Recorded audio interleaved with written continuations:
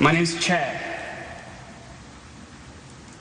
and I'm trying to communicate with the spirit of the person who died in this very spot. Can you tell me your name? My name is Jeff. Holy crap.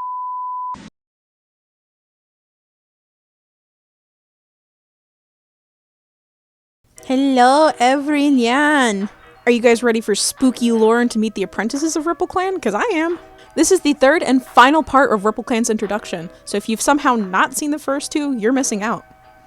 Part 1 covers the leader, deputy, medicine cat, and some of the warriors. It also talks about the lore of RippleClan and their environment. Part 2 dumps trauma about the rest of the warriors and queens.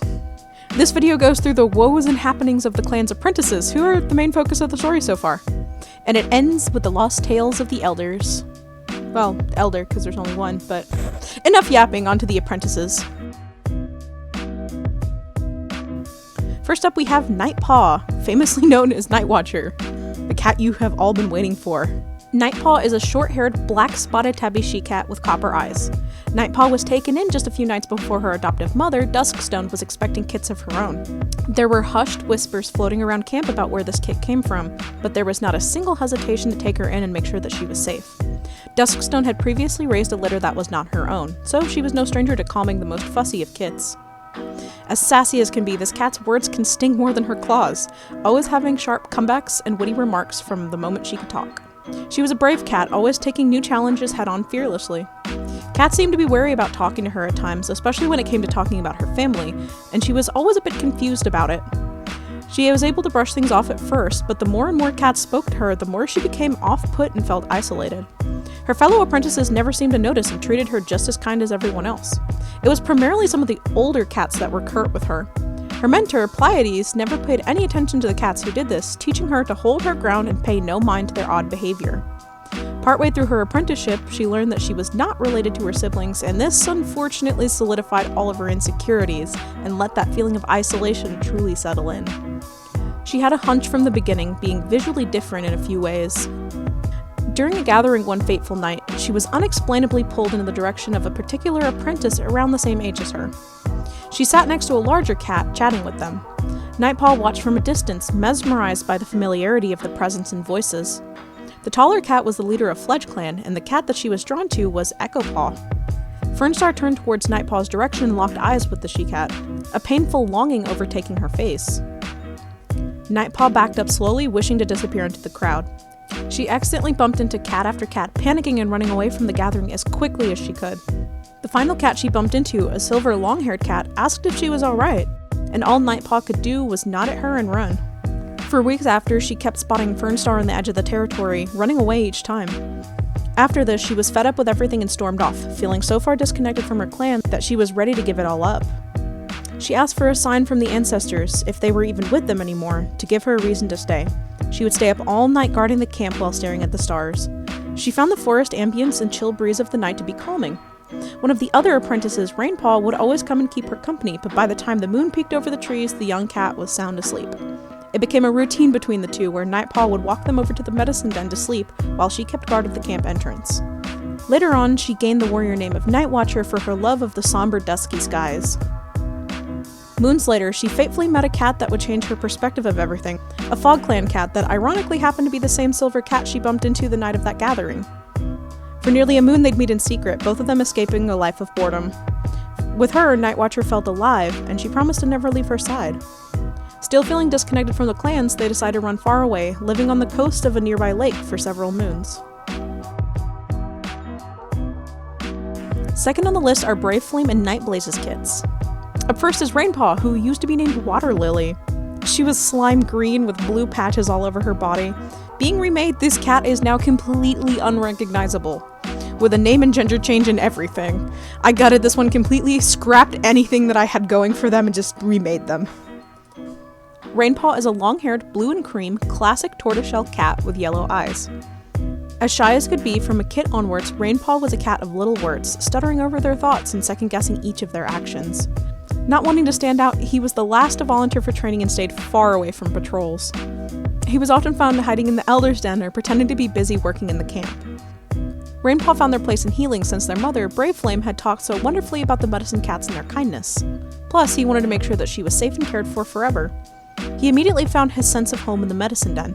However, during his later moons of training, he and his mentor, Snowpatch, were sent on a mission deep into the marshes to gather herbs for Green Cough. With Leafbear hitting hard in their newfound area, things were scarce and fresh herbs were few and far between. Something Rainpaw excelled at was spotting herbs from a mile away, being one of the first cats to spot leaves that looked important. They also had such a sharp memory and could recall various plants with ease. While looking, he got separated from Snowpatch and wandered down a path of overgrown vines as far as the eye could see. He got lost in the thicket and unknowingly stepped onto thin ice, plummeting down into a frozen pool of water. Rainpaw was missing for days. No cat could find a trace of them anywhere. When Rainpaw reappeared days later, he was covered in scars and frostbite. He refused to speak of what happened, and his once optimistic personality became cold and withdrawn. There were rumors that Rainpaw knows a terrible secret, but is keeping it buried. Some warriors believe he encountered a rogue spirit or something unnatural in the marshes, but he will never confirm nor deny the whispers. However, his isolation was growing more and more noticeable. He often wanders into the frozen swamp alone, returning with rare herbs, but also a distant, distracted look in his eyes. Some suspect that he isn't alone out there. Rainpaw's mentor was taken aback by their newly formed nonchalant personality, but eventually brushed it off as him having a hard time with his injuries. When new roles were introduced, Rainpaw wound up falling into the role of Sage, later being named Raingrove for their ties to the swampy world around them. Following right behind Rainpaw, next is Blossompaw. Blossompaw went through, probably the second biggest 360 of all of the apprentices. She was originally Pepto-Bismol pink with black and white markings and blue paws. I guess the blue was to make her colors partly night blazes, but also pink did not come from any of Bloodflame's lineage. I don't know. She definitely doesn't keep a lot of this design, and she's reworked to keep the idea of a tortie just less neon and pink. She does keep her wild and spunky personality, though. Blossompaw is a medium-haired orange and black tortoiseshell she-cat with rosettes and hazel eyes. As soon as it was possible to talk, she was the most chatty in the entire camp, keeping everyone up for hours and wishing to learn all of the lore about everybody in one go. She was overly confident and strove for the top, sometimes even going so far as correcting her mentor from time to time. Blossompaw was interested in every aspect of clan life, all the way from patrolling to taking care of kids to helping the elders to learning healing from her brother, and the list goes on. With an eagerness to grow, there was never a quiet day in camp with her around. At first, this was seen as really cute, and the cats at the camp were ecstatic that a kit was so willing and eager to learn. However, as days went on, her questioning became more and more intense. She felt like she was entitled to follow the warriors around, even though she hadn't even gained her apprentice title yet. Her mouth would go a mile a minute, and she would constantly dig into everyone's daily activities. She would even pretend to have gone on patrols with the warriors and make up exaggerations about bringing in prey for everyone. Her overzealous nature landed her in an unfavorable position with the older members of the clan, often being told that she needs to respect her position until receiving the proper title. With her spirits crushed, she kept her bubble of energy inside, becoming impatient and longing to explore the camp.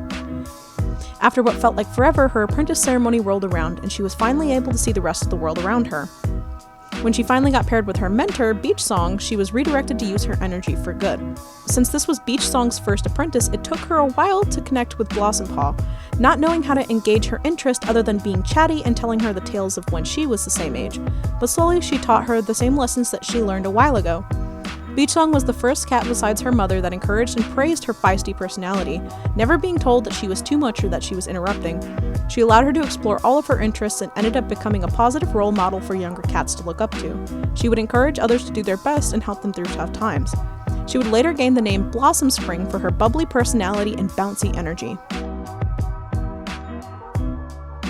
The third of the bunch is Whitepaw, who went from looking like he enjoys early 2000s dad rock and wears Ed Hardy branded jeans to a wholesome cloud.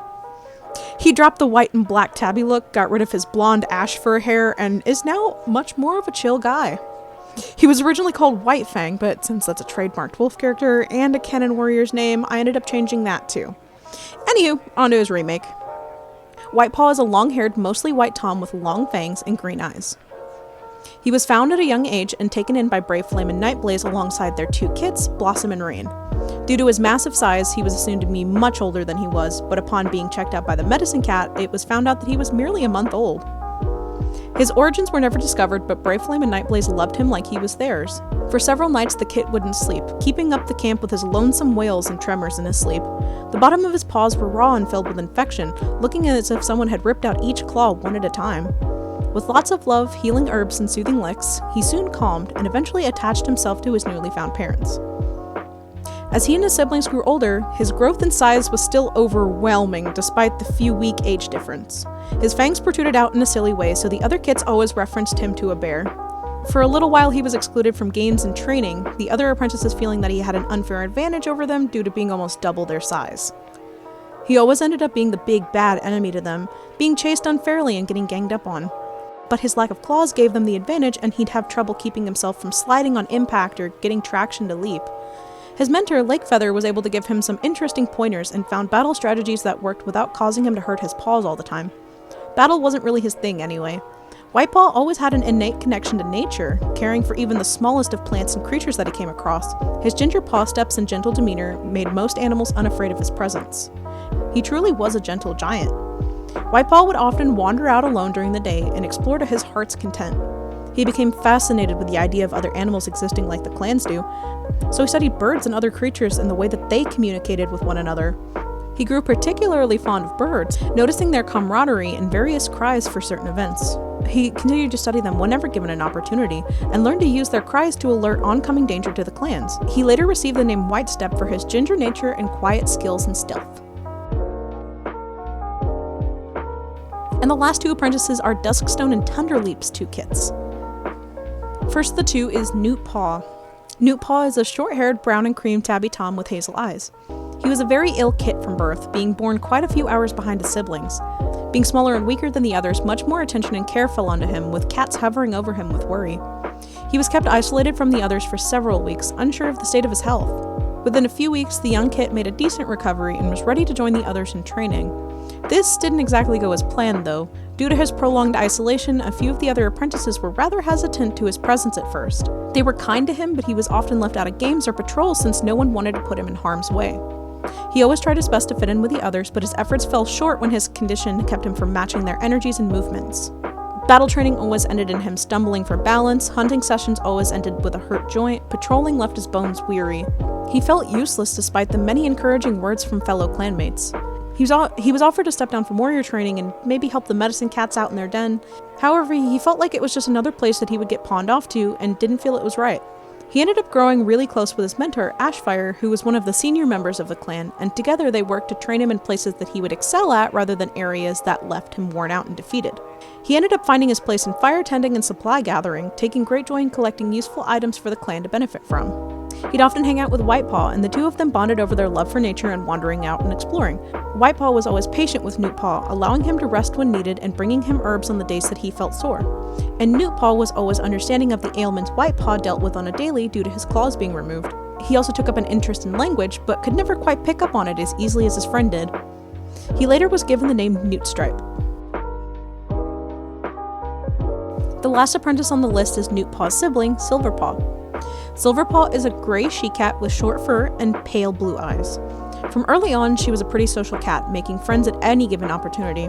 She's very talkative and loves hearing new and exciting stories from cats of all groups, even outside of her own. The more wild and intricate a story is, the more likely she was to be enveloped in the outcoming and brag to the other apprentices about the cool things that she'd heard. Having an unfortunate tendency to get too carried away, she let secrets slip from her own clan. She struggled to see why the rivalry between borders was so serious. Silverpaw winds up in trouble a lot for carrying out rumors that don't have any means of being proven true. Her closest friend is Chantrellpaw, an apprentice from an opposing clan who has a very similar mindset to her own. Chantrell often talks about her life in Valley Clan openly, and the two of them became gossip buddies by swapping clan dirt. And not soon after that, Nightpaw joins in, and then Pebblepaw and Willowpaw from Fog Clan, Adderpaw from Fledge Clan, and before long, stories were spreading like wildfire between all of the clans. Silverpaw never meant for it to go super far, she just wanted buddies to talk to all in all. She learned quickly to keep a filter on what she says, as well as what she believes. Her mentor, Nightblaze, encouraged her curiosity about things and matched her energy pretty well, so he taught her to funnel her high spirits into spreading confidence in other cats rather than rumors, and taught her how to see when a situation may become dangerous. She later received the name Silverwind. And the very last cat is the clan's elder. There's only one on the list, which is Russetsun. Russetsun is a long-haired white she-cat with red tabby patches and green eyes.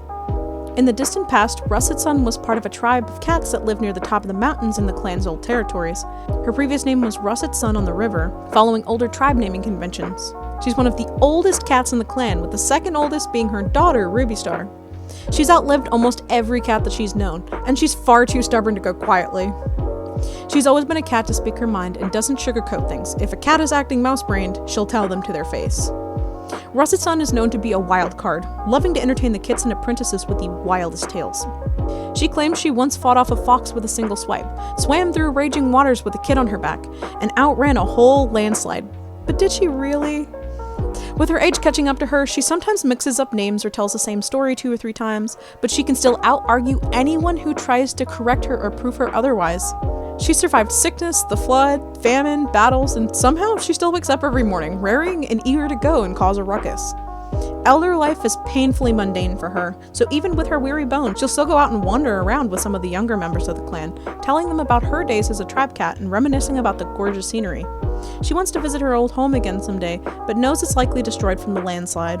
There's a long-running joke that she'll outlive everyone in the clan, and that she must have been secretly granted 9 lives, planning to even trick StarClan from taking her in the end. Thank you guys for sticking with me through the entirety of RippleClan's remake! This would be Clan 5 that I've talked about, and I am so glad you guys are just as invested in all of this as I am. There will likely be a ton more clan videos in the future, I just don't know how soon. So it's not going to stop with my main story. Peep the Discord for future updates.